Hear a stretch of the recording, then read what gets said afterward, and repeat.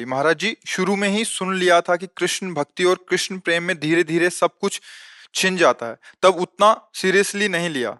अब इधर सब कुछ धीरे धीरे छिनता जा रहा है और कृष्ण प्रेम भी अभी प्राप्ति वैसी नहीं मिल पा रही। महाराज जी, कृपा मार्गदर्शन। तुम्हारा था क्या जो छिन गया, हमें बताइए भाई। रिपोर्ट तो हम तब कर सकते हैं जब हमारी कोई वस्तु छिनी हो। आपका था क्या, हमें बता दीजिए। आपने क्या रचना की और आपका क्या पुरुषार्थ था? किसमें? पांच भौतिक शरीर में, ये पंचभूतों से बना हुआ, या आप में? आप भगवान के अंश हैं। क्या पुरुषार्थ? अगर वो एक आंख हटा देते हैं, उनकी मौज की बात है, वो एक से दिखाना चाहते हैं, उनकी वस्तु है ना। आपकी क्या, हमें बता दो। आपका क्या है? आपका क्या है, आप बताइए। पढ़े लिखे गए आप तो भगवान ने बुद्धि दी है ना। बुद्धि का हरण कर ले तो फुटपाथ में कागज बटोरते घूमते। है क्या आपके पास? अब जो बात आई छिन गई, तो इसका प्रारब्ध है, आप समझो। जो हम लोग कहते हैं भगवान सर्वस्व छीन लेते हैं, उसका तात्पर्य होता है मन और इंद्रियों को भगवान में समर्पित होना। भगवान अपने बच्चों की बाहरी लीलाओं का, खेल खिलौनों का विनाश नहीं करते। भाव को समझिए। अवश्य में भोक्तव्यम कृतम कर्म शुभाशुभम। अभी आप उस कोटि के शरणागत नहीं कि आपके शुभ और अशुभों का विनाश हो गया हो, समझना। आप खुद स्वीकार करते हैं 2 वर्ष से भक्ति में। अब किस कोटि की भक्ति है 2 वर्ष में जागृत हो गई वो, आप देखो। इसके पीछे क्या होता रहा जन्म जन्मांतरों में, इसी जन्म में। आप देखो, तो जो बोया है पीछे साल की फसल, खाना तो पड़ेगा ना। और उसमें कह दें कि हमने बम्बूल बोया था, कांटे आ रहे हैं, भगवान ने जब से भक्ति शुरू की तब से कांटे खाने को मिल रहे हैं। गलत बात। पिछले वर्ष जो आपने किसानी में बोया, इस वर्ष वही खाओगे। अब जो बो रहे हो उसे तुम आगे फसल काटोगे। अभी इस कोटि का तुम्हारा ज्ञान या भक्ति नहीं आई जिसने जन्म जन्मांतरों के संस्कारों को भस्म कर दिया हो और विशुद्ध ज्ञान से प्रकाशित हो गया हो, तो फिर प्रश्न ही नहीं आएगा कि हमारा छीन लिया क्या। भ्रम, अज्ञान, मोह, पाप। भगवान क्या छीनते हैं? ये छीनते हैं। नहीं, लड़का छीन लिया तो भ्रम ही तो था, तो कि वो तुम्हारा पुत्र है। भगवान ही तो आए थे, तुम जान पाए क्या? तुम्हारे कर्म के भोग को देने के लिए उतने समय तक वो भगवान ही अंदर आए हुए थे पुत्र रूप में। तुम भ्रम से अपना मान लिया, इसे रो बैठ के। तुम्हें भ्रम रुलाएगा नहीं। मेरा ऐश्वर्य छीन लिया, तो अनंत ब्रह्मांडों का ऐश्वर्य किसका है? भगवान का है। मुनीम बन के रहते तो ठीक से चल लेते, मालिक बन गए तो माया ने विध्वंस मचा दिया कि मायापति तो सिर्फ एक ही है, श्री हरि। तू मायापति कैसे बन सकता है? तो मेरा बेटा बेटा बन के रहता, मुनीम बन के रहता, तो मालिक की संपत्ति। अगर मुनीम रहोगे तो घाटा मुनाफा में समान रहोगे।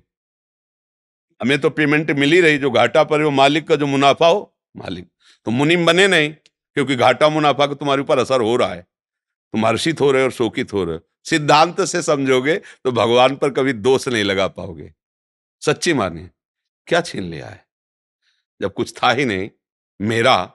तो छीना क्या? कोरा अहंकार छीना है, हमारा अज्ञान छीना है, हमारा भ्रम छीना है। बात सत्य मान लीजिए। भगवान जैसा कृपालु कोई नहीं, अध्यात्म जैसा कोई मार्ग नहीं है। परमानंद प्राप्ति के लिए अध्यात्म मार्ग है। जब हम अध्यात्म मार्ग में चलते हैं तो इसमें एक गुप्त बात है कि अनंत जन्मों के पापों को भगवान भस्म कर देते हैं। पर जो उन जन्मों से पाप कर्म का फल निकालकर इस शरीर की रचना हुई है, वो हमें भोगना पड़ेगा। क्योंकि अब हमारी भक्ति चल रही। शरीर बनने के पहले जो हमारे कर्म थे उनके अनुसार शरीर की पूरे जीवन का फल लिख दिया गया है। इतने समय के बाद ये रोग होगा, इतने समय के बाद हाथ टूटेगा, इतने समय के बाद आंख टूट, हमारे कर्म के अनुसार। और भक्ति अब हम कर रहे हैं तो हमारी भक्ति पीछे के जो कर्म संस्कार जमा है उनको नष्ट कर दिया। आगे जो कर्म संस्कार भक्त हैं इसलिए गंदे होंगे नहीं। अगर भूल चूक से हो भी जाएं तो भगवान उससे क्षमा कर देते हैं। रात न प्रभु चित्त चूक किए की, करत सुरत सै बार ही की। हृदय से देखते मेरा भक्त है, क्षमा कर देते हैं। पर इस शरीर का जो भोग आया है इसको भोगना पड़ेगा। बड़े बड़े संतों में देखो, रामकृष्ण परमहंस जी के गले में कैंसर था। हर तरह के भोग। श्रीवास जी के आंगन में खड़े होकर महाप्रभु चैतन्य देव अपने परिकर के साथ कीर्तन कर रहे हैं और उनका पुत्र पधार गया। दासी ने कान में आके श्रीवास जी से कहा, पुत्र पधार गया। बीमार था, पधार गया। उनका दोबारा आवाज नहीं। महाप्रभु के कीर्तन में फर्क नहीं पड़ना चाहिए। और मंजीरा जोड़ के और जोर से कीर्तन करने लगे, नाचने लगे। महाप्रभु चैतन्य देव रुक गए और उनका, श्रीवास मेरा मन कुछ शुष्क सा हो रहा है, कोई घटना घटी क्या? उनका, प्रभु क्या घटना घट सकती, जहां आप मंगल मूर्ति नाम कीर्तन हो रहा वहां घटना क्या घट सकती? तब किसी भक्त ने बताया कि श्रीवास का बेटा पधार गया। तो उनका बताया क्यों नहीं? बोले प्रभु बताने की क्या बात है, आपका था, आपने उसे अपनी सेवा में भेज दिया। और जिस जीव को ये सौभाग्य मिले कि आप स्वयं कीर्तन कर रहे हैं और वो पधार रहा है, इसके लिए तो बड़े बड़े ऋषि मुनि याचना करते हैं, प्रभु ये कोई शोक की बात है, ये कोई दुख की बात है? ले वो आनंदित है, पुत्र पधार गया, वो आनंदित है कि उस जीव को जो सौभाग्य मिला। बड़े बड़े ऋषि मुनि ऐसी याचना करते हैं, और वो था नहीं मेरा, आपका था, आपने बुला लिया आपने। अब ये है भक्ति का रंग, इसमें क्या छिन गया? जो जीव जितने समय के लिए आए उतने समय तक रहेगा और चला जाएगा। ये शरीर जितने समय तक के लिए पहले ही निर्धारित हो चुका है, इसके बाद ये चला जाएगा। भैया अगर विवेक से देखोगे तो भगवान की कृपा तुम्हें दिखाई देगी, अविवेक से देखोगे तो लगेगा भगवान के साथ हमने क्या बुरा किया जो उन्होंने हमारा छीन लिया। और भगवान स्पष्ट कह रहे हैं, अवश्य में वो भोक्तव्यम कृतम कर्म शुभाशुभम, भोगना पड़ेगा तुम्हें जो तुम कर्म कर रहे हो। एक उपाय है, ऐसी शरणागति प्राप्त करो कि अहम भी समर्पित हो जाए, तो सब भस्म हो जाएगा। अभी उसमें प्रवेश ही नहीं हुआ है, उस शरणागति में तो प्रवेश ही नहीं हुआ, जिसे शुद्ध परमार्थ कहते हैं, उसका ककारा भी नहीं आता है, तो वो बात तो बनी नहीं। तो इसलिए बात को अंदर से हटाओ कि भगवान छीन लिए, भगवान कृपा कर रहे हैं, सच्ची मानो। हमारे जितने कर्म अगर वो हम पर टूट पड़े, हाँ, तो एक श्वास लेने लायक नहीं, हम ऐसे ऐसे कर्म किए हैं। इसलिए भगवान की कृपा मनाओ और भक्ति में आगे बढ़ो। तब तुम जब ऊंचाई पर पहुंचोगे फिर देखोगे कि पीछे की भी बात को, तो हर कदम में कृपा दिखाई देगी आपको। ओहो, बचा लिया भगवान ने, कृपा की भगवान ने। अगर हमारे अनुकूल परिवार मिलता, अनुकूल संपत्ति मिलती, तो भोगों में फंस जाता, कभी इस आनंद को प्राप्त। कितने कृपालु भगवान, आपने मुझे वो दिया ही नहीं जिसमें फंसा जाता है, मुझे दिया ही नहीं, बड़े कृपालु, आपकी जय। ऐसे मनाते। अभी राग है भोगों में, परिवार में, संसार में, तो हमें लगता है कि भगवान बहुत बुरा करने वाले हैं। एक ऐसे हैं कि जो उनकी ज्यादा आरती पूजा करता है उसी की वो धुल देते हैं, उसी को पिटवा देते हैं, उसी को कष्ट। ऐसा नहीं है। वो जो दिखाई आपको दे रहा है वो इसलिए दे रहा है कि अब आखिरी है, अनंत जन्मों का हिसाब इसी जन्म में होके खत्म खेल, अब हमें प्रभु के पास जाना है।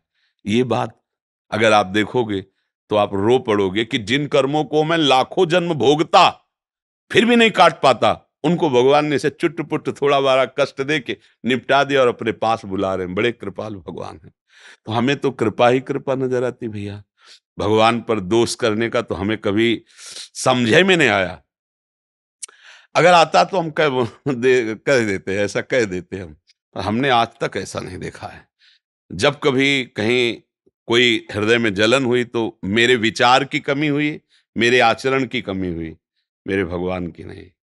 सच्ची कहता हूं, उनका ऐसा प्यार है, उनका ऐसा दुलार है, मतलब करोड़ों प्राण हो तो भी उनके आगे बलिहार है। भगवान की तरफ से तो कृपा ही कृपा है, कृपा ही कृपा है। बोलो हमारे ऐसे कोई पुण्य है कि हम वृंदावन आने लायक हैं? सोचो जरा, जिस वृंदावन के लिए बड़े बड़े महापुरुष, जो रज शिव सनकादिक याचत, सो रज शीस चढ़ाऊं, किशोरी तेरे चरणन की रज पाऊं। भला इस रज में हम आने लायक? श्री राधिका कृपा बिन सबके मनन अगम, मन से भी नहीं सोच सकते वृंदावन, आप तन से आए हो वृंदावन। आपके ऊपर कितनी कृपा लाडली की, यदि वो छीनने वाले होते तो तुम्हें भेजते ही नहीं यहाँ।